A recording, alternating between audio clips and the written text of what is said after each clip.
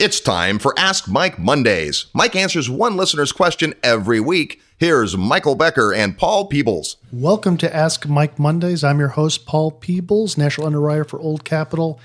And joining me, as always, the smartest guy in the room, Michael Becker. Hey, Paul. Or Mayor Becker, as I like to refer to him, because I think we figured out last time that he has 7,900 or 8,000 voting tenants that vote with their pocketbook. If they like what they're seeing and doing, they keep paying the rent. Hopefully. That's the goal. And unlike a real election, you actually can evict them if they don't start paying right. on time. No pay, no stay. That's right.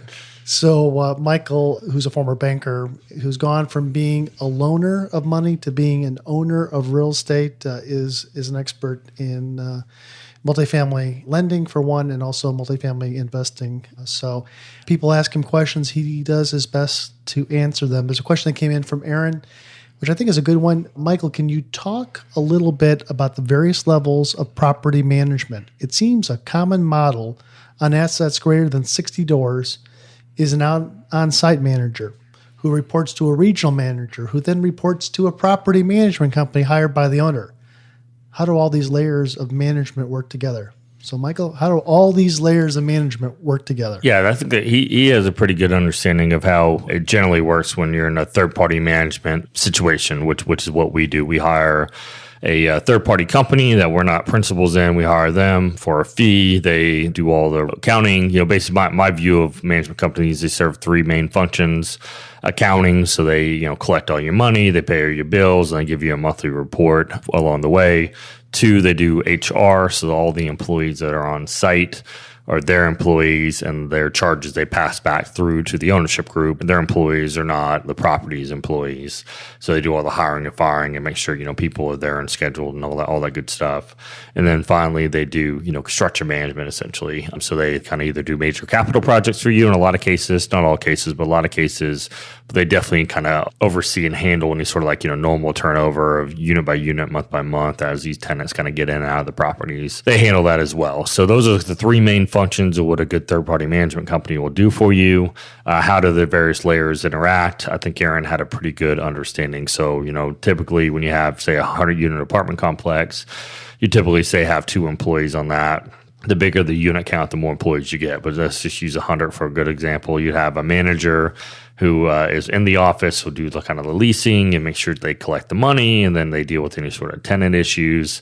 And then you have typically have a full-time maintenance man on the property as well that'll kind of handle any sort of day-to-day normal type of stuff, turning over some units, and then any sort of major stuff. Or if you're doing a lot of upgrades, like changing the flooring or spraying the countertops, you have different vendors that'll come in and do those one-off tasks. But the maintenance man kind of handles any sort of leaky faucet, any sort of basic stuff like that, with some support by vendors. So those are employees of the management company. They typically report to a regional manager or a multi-site manager, which is an employee of the management company. Typically, that regional manager, their salary is borne by the management company. So the management company pays that person. That is not typically a pass-through charge to the property level, the ownership, or it certainly should not be a pass-through expense. So if that's something that you're getting passed through, then that's typically a problem. That's uncustomary with what the marketplace is in the apartment space. It's different from industry normal. So they're their employee. They typically manage, depending on the size of it, et cetera, 5 to 8 different properties. So they'll kind of oversee that. And then any sort of issues on site, you first get escalated to the regional manager. Then depending on the size of the property management company, they could go right up to the top to kind of like the VP of operations or the owner of the management company. Or if you're with a big, large company, then you'll have regional managers that manage multiple site managers. And then you have, executives that kind of go up and up and up forever, kind of depending on the scale and scope of the management company. And then finally, then you have you're the head of the management company, which then certainly oversees all the functions. So they manage all the regional managers and then make sure all the accounting and the accountants get all the monthly reports done, all the bills paid, deal with city issues, things like that. So that's kind of the basic breakdown of how third-party management works in an apartment complex. So let me make sure I understand. So you have an on-site person that kind of operates the property on a day-to-day basis. Then you have a regional that may have 3 or 4 or 5 different properties that they're overseeing the on-site person.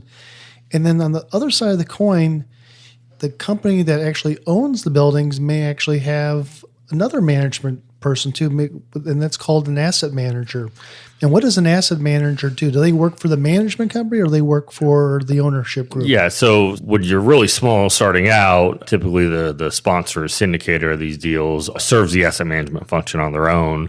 As sponsorship groups get a little bit larger, you typically bring in some help, and then you have like an asset manager that kind of manages all the management companies. So that's kind of the point where my company's at. Is last year we had to hire an asset manager because I was doing all the asset management on my own basically, and it just became too much. So we hired someone, and that person goes out and has a weekly meeting with the management company and all the different regionals and make sure we're up to date of everything that's going on all the properties. And they certainly have daily interaction with the regional managers on the various properties depending on what's going on. So not every property every day, but if something happens or there's something going on, he certainly gets a line of communication for the management company so that we can understand what's going on. But the asset manager's role basically is to hold the management company accountable, make sure that we're on track with the agreed upon budget, that we're hitting our revenue and expense numbers that we all agree to, or push to try to improve it. And if we're not hitting it, then we try to figure out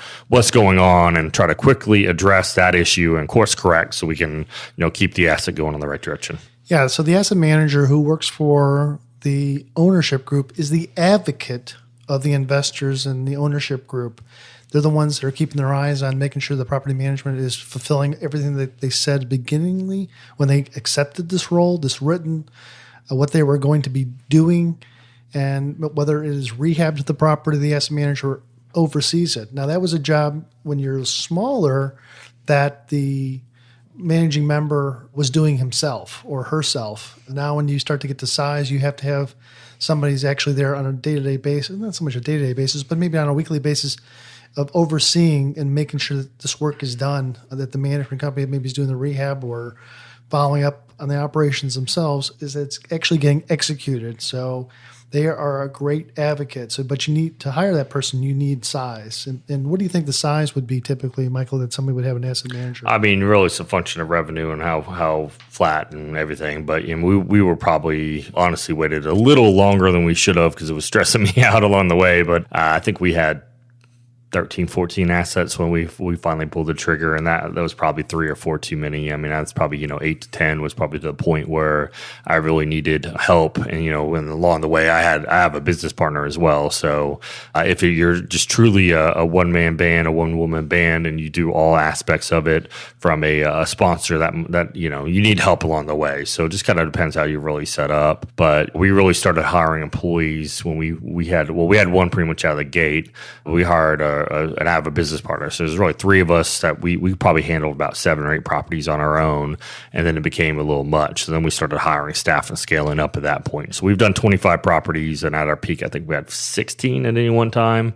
So we're down to 14 or 15 right now. So we're kind of just trading a few in and out. So you really need to start thinking about scaling and adding help. We get about, 4 or 5 properties. Really, it's hard to do all that on your own. And then as you the more you have, the bigger they get, the more you need to scale for both administrative help, investor relations help, analytical help, asset management help. These are all some sort of the functions that you have to deal with when you're growing an investment business, doing apartment syndications. You can do it all by yourself, or you can have a couple people in the rowboat rowing with you. So that's where we're big believers in, is getting some help down the road, but all based on revenue and need. So if people wanted to learn a little bit more about what you do, Michael, at Strategic Property, it stands for what, SPI, as you said? Yeah, SPI, Strategic Property Investment, or like I like to say, you certainly go to our website, which is www.spiadvisor.com, SPI like spy, advisor.com. There's a contact us page where you can fill out a form, and I'm always happy to have a 10 or 15-minute telephone call with listeners of the podcast if you guys want to get some more information about what we do at SPI Advisory. That's great. Coming up at the end of March, we're having Dr. Dr. Mark Dotzer from Texas A&M, retired from Texas A&M as chief economist. This is a guy that everybody listens to that makes investments in real estate, regardless if you live in Texas or any part. I mean, this guy talks on a national basis about what's going on. You pay big bucks to listen to him. I will pay the big bucks if you want to come out and listen to him. Just RSVP to oldcapitalpodcast.com, Old Capital Podcast. Come into Dallas and listen to him, what he says. He is definitely a commercial real estate economist. He's been doing it for a long period of time. He's the guy that all bankers and investors listen to. Wouldn't you agree, Mike? That's right. Very entertaining as well. Takes a very potentially dry subject matter and puts an entertaining spin on it. So that's on March 28th, about 6:30 at night, give or take. Yeah, we'll probably do a little bit of networking prior to that to kind of figure out who's doing transactions that you can listen to and spend some time with. 6:30, Grapevine Convention Center, a suburb of Dallas, just north of the Dallas DFW airport. So it's easy to fly Southwest into Dallas. Listen to him, jump in the plane later on that evening if you want to do that. So good person to listen to. Again, if you think we bring any value to us, go back onto iTunes and give us a 5-star rating on the Old Capital Podcast. We would really appreciate that.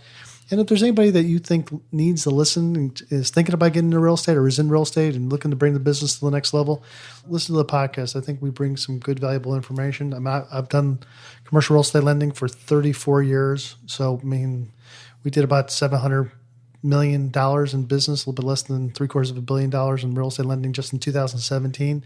So I think we're a pretty good knowledge base. Would you think? That's a lot for a relatively small shop like ours. That's for sure.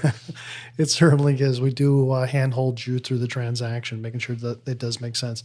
Is there anything else we want to add? That's it. Yeah, we definitely appreciate everyone listening. Certainly refer a friend if you guys like it. And if you want to have some more information about what we do, go to oldcapitalpodcast.com. You can find our 15-page white paper, which we just recently updated it for 2018 with some kind of tweaks with the current lending environment is. It kind of is the basics, the blocking and tackling, what it takes to put one of these deals together and get it financed. So we certainly appreciate everyone listening. I'm Michael Becker. That was Smartest guy in the room. That's Paul Peoples. Signing off. All right, thanks.